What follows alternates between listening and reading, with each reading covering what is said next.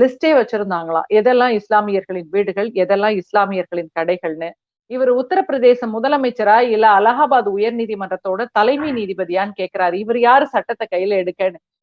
எல்லா வெள்ளிக்கிழமைக்கு பின்னாலையும் ஒரு சனிக்கிழமை வருதுங்கிறத மறந்துடாதீங்க அப்படின்னு ஒரு செய்தியை சொல்றாருங்க. ஏற்கனவே அவருக்கு புல்டோசர் பாபா அப்படின்ற பேர் ஏற்கனவே வந்துருச்சு. ஒட்டுமொத்த இந்தியாவும் வந்து பார்த்து கொண்டிருக்கிறது.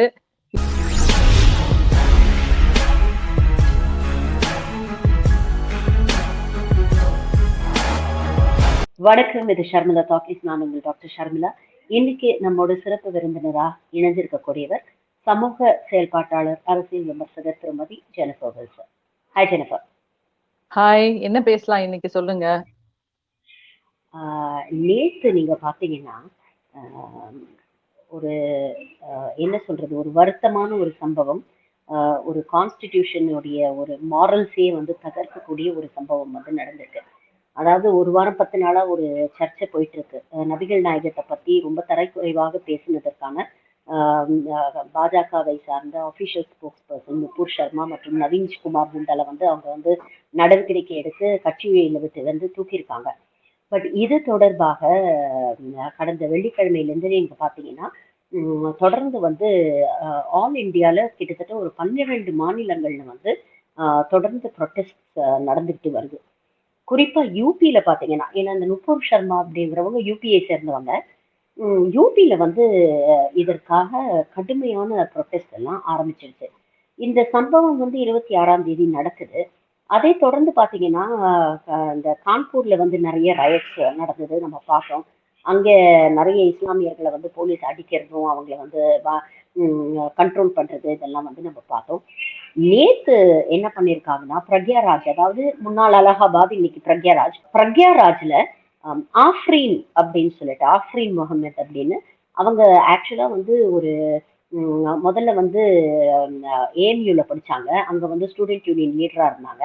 அதுக்கப்புறம் இப்போ ஜவஹர்லால் நேரு யூனிவர்சிட்டியில வந்து படிக்கிறாங்க. அங்கேயும் வந்து அவங்க வந்து தொடர்ந்து வந்து இஸ்லாமியர்கள் மீது தொடுக்கப்படும் இந்த வன்கொடுமைக்கு, ஃபார் இன்ஸ்டன்ஸ் அந்த சிஏஏ, என்ஆர்சி, இந்த மாதிரி போராட்டங்கள்லாம் வந்து அவங்க ஆக்டிவா கலந்துட்டு இருக்காங்க. தொடர்ந்து வந்து இஸ்லாமியர்களுக்கு எதிரான வன்கொடுமையை தொடர்ந்து அவங்க வந்து கண்டிச்சு கண்டனம் தெரிவித்து பல விஷயங்களை வந்து அவங்க தொடர்ந்து செஞ்சுக்கிட்டு இருக்காங்க. இந்த ஆஃப்ரீனுடைய தகப்பனார் யாருன்னு பார்த்தீங்கன்னா ஜாவேத் முகமது. அவர் வந்து வெல்ஃபேர் பார்ட்டி ஆஃப் இந்தியாவுடைய ஒரு லீடர். அவருடைய மெயின் வேலை என்ன இந்த பிரக்யாராஜ்லன்னு பார்த்தீங்கன்னா, இந்த வக்ஃப் போர்டை வந்து அவர் தான் மேனேஜ் பண்றாருன்னு நினைக்கிறேன். ஸோ அவங்களுடைய சம்மந்தப்பட்ட நிலங்கள் வந்து இல்லீகல் என்க்ரோச்மெண்ட் ஏதாவது இருந்ததுன்னா அதை வந்து லீகலா ப்ரொசீட் பண்ணி அந்த என்க்ரோச்மெண்ட்லாம் ரிமூவ் பண்றது அப்படிங்கிற ஒரு விஷயத்த அவர் தொடர்ந்து பண்ணிட்டு இருக்காங்க. இவர் ஜாவேத் முகமதுக்கு வந்து ஒய்ஃப் பர்வீன் ஒருத்தவர் இருக்காங்க. அண்ட் அவங்களுக்கு 2 குழந்தைகள். ஆஃப்ரீன் வந்து மூத்தவர், அவங்களுக்கு இன்னொரு சகோதரி இருக்காங்க.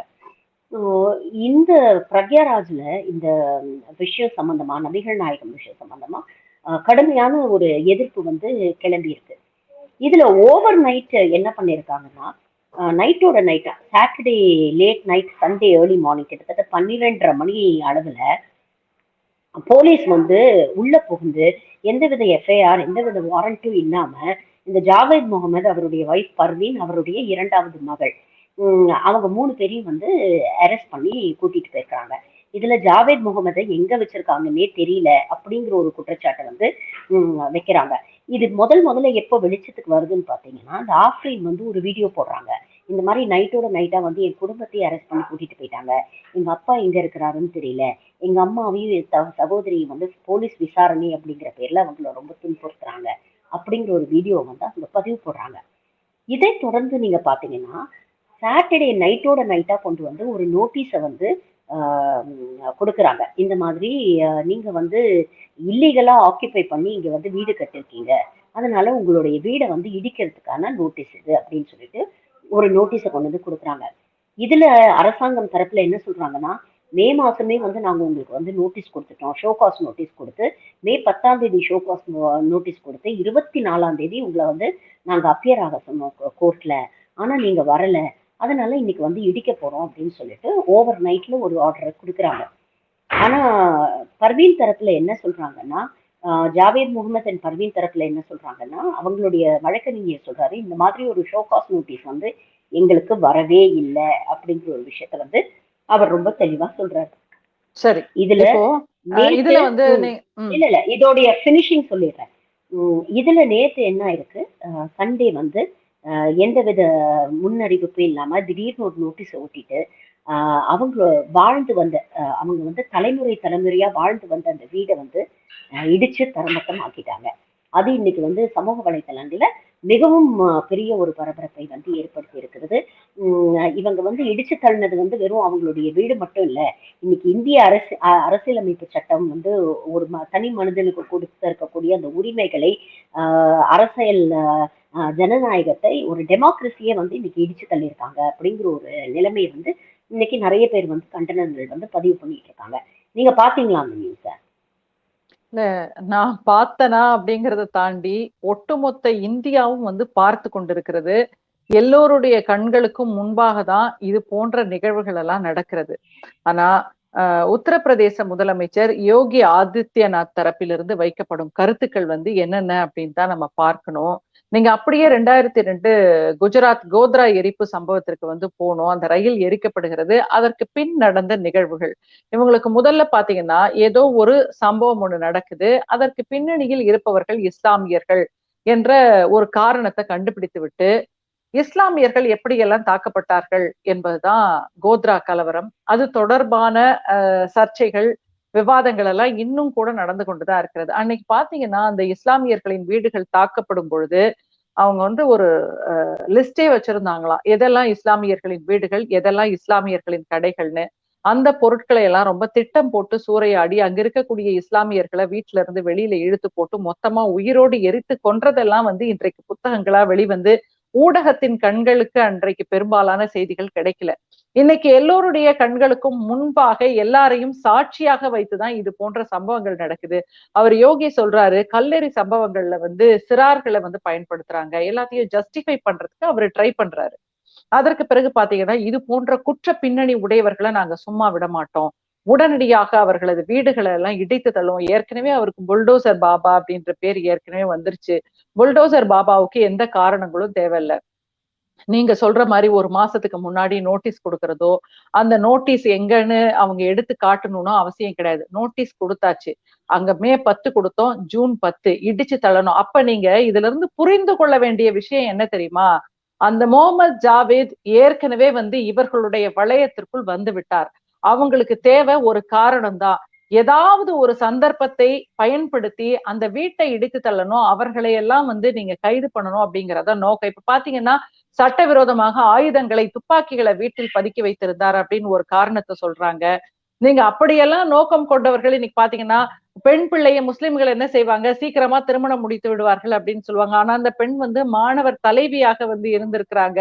இப்பவும் வந்து ஜேஎன்யூல அவங்க ரொம்பவே ஒரு பவர்ஃபுல்லான ஒரு ஸ்டூடெண்டா இருக்காங்க. அப்படி இருக்கும்போது ஒரு காரணம் தான் தேவைப்படுகிறது. அந்த காரணத்தை வச்சு வீட்டை இடிச்சு தள்ளியாச்சு. ஓவைசி என்ன தெரியுமா கேக்குறாரு? இவர் உத்தரப்பிரதேச முதலமைச்சரா இல்ல அலகாபாத் உயர் நீதிமன்றத்தோட தலைமை நீதிபதியான்னு கேக்குறாரு. இவர் யாரு சட்டத்தை கையில எடுக்கன்னு? இப்ப எதுவுமே தேவைப்படலைங்க, இடிச்சு தள்ளுங்க அப்படின்றாங்க. உள்துறை அமைச்சகம் என்ன தெரியுமா அவங்க அறிவிப்புல சொல்றாங்க, காவலர்கள் எல்லாம் பாதுகாப்பாக இருங்க அப்படின்னு.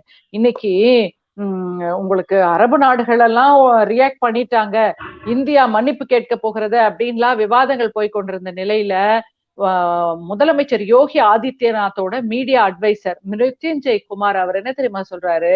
எல்லா வெள்ளிக்கிழமைக்கு பின்னாலையும் ஒரு சனிக்கிழமை வருதுங்கிறத மறந்துடாதீங்க அப்படின்னு ஒரு செய்தியை சொல்றாருங்க. இன்னைக்கு இதையெல்லாம் நம்ம வந்து ஒரு எல்லோருமே பார்க்கக்கூடிய இடத்துலதான் இதெல்லாம் நடக்குதுன்றதுதான் ரொம்பவும் பயமா இருக்கு.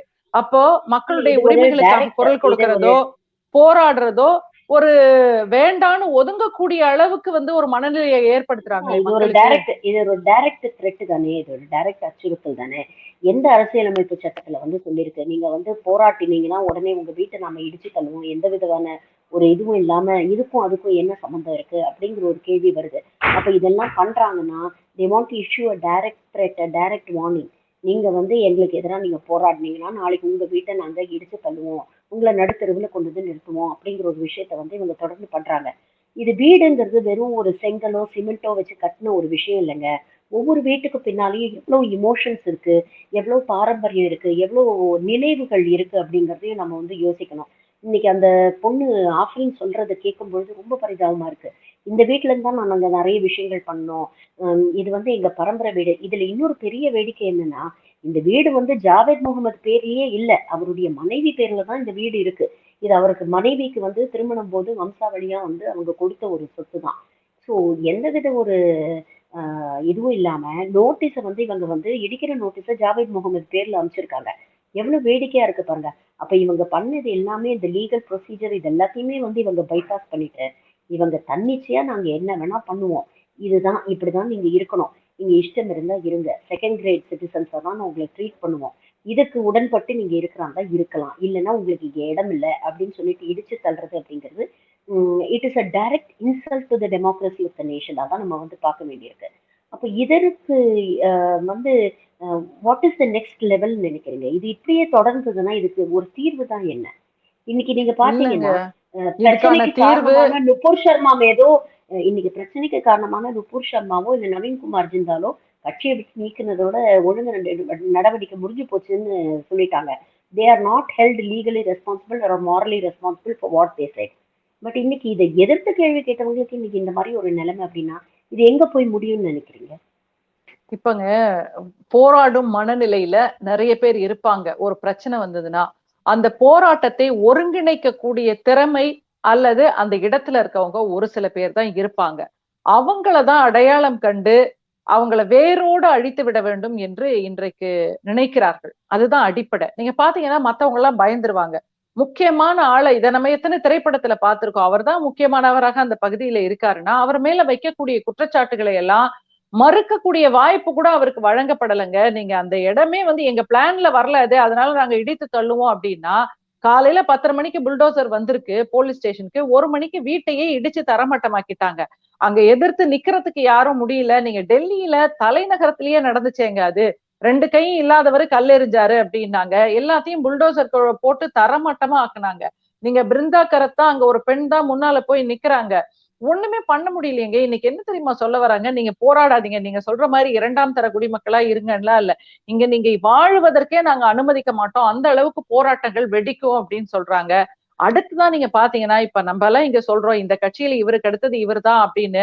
இப்ப பாஜகவை பொறுத்தவரை மோடிக்கு அடுத்த இடத்தில் யார் என்பது வந்து நிச்சயமா ஒரு போட்டி இருக்கும். அந்த இடத்திற்கு நீண்ட நாட்களாக உத்தரப்பிரதேச முதலமைச்சர் யோகி ஆதித்யநாத் தான் அடுத்த பிரதமராக வருவார் எனும் அளவுக்கு 2024 தேர்தலை நோக்கி வந்து போய் கொண்டிருக்கிறார்கள். பிரதமர் மோடி தான் வலுவானவராக இருக்கிறாரே என்றால், நீங்க RSS பொறுத்த வரைக்கும் யார பிரதமரா வைக்கணும்னு அவங்க முடிவு பண்ணுவாங்க. யார முதலமைச்சரா வைக்கணும். குஜராத் முதலமைச்சராக மோடி இருக்கும் பொழுதே பாத்தீங்கன்னா அவர் தான் அடுத்த பிரதமர் வேட்பாளர் என்று மிகப்பெரிய அளவுல வந்து அதற்காகவே செலவு செய்தார்கள்னா நம்ம பாக்குறோம். இன்னைக்கு அப்படிப்பட்ட ஒரு போட்டியில முன்னணியில் இருக்க யோகி விரும்புகிறாரா என்பதை ஒரு பக்கம் நம்ம பார்க்கணும். 2வது பாத்தீங்கன்னா இது போன்ற போராட்டங்கள் நடந்தால் இதுதான் தீர்வு, இப்படித்தான் நாங்கள் செய்வோம் என்று சொல்லாம சொல்றாங்க. புல்டோசர் தயாரா இருக்கு. இனிமேல் ஊருக்கு ஊரு ஸ்டேஷனுக்கு ஸ்டேஷன் புல்டோசர் வச்சுட்டு கூட இருக்கலாங்க பாஜக ஆளக்கூடிய மாநிலங்கள்ல. நீங்க ஜாலியன் வாலாபாக் பத்தி நம்ம வந்து பேசுறோம். திட்டம் போட்டு வந்து அங்க அந்த வாயிலை அடைத்து விட்டு துப்பாக்கி சூடு நடத்தப்பட்டதுன்னு. அதுக்கும் இதுக்கும் என்னங்க வித்தியாசம்?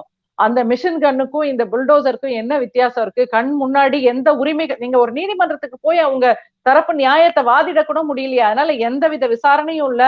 குற்றச்சாட்டை வந்து அதன் உண்மை தன்மையை நிரூபிக்க வேண்டிய அவசியமும் இல்ல. நேரடியா தீர்ப்பு தான் அப்படின்ற மாதிரி தானே இதை பார்க்க வேண்டியிருக்கு.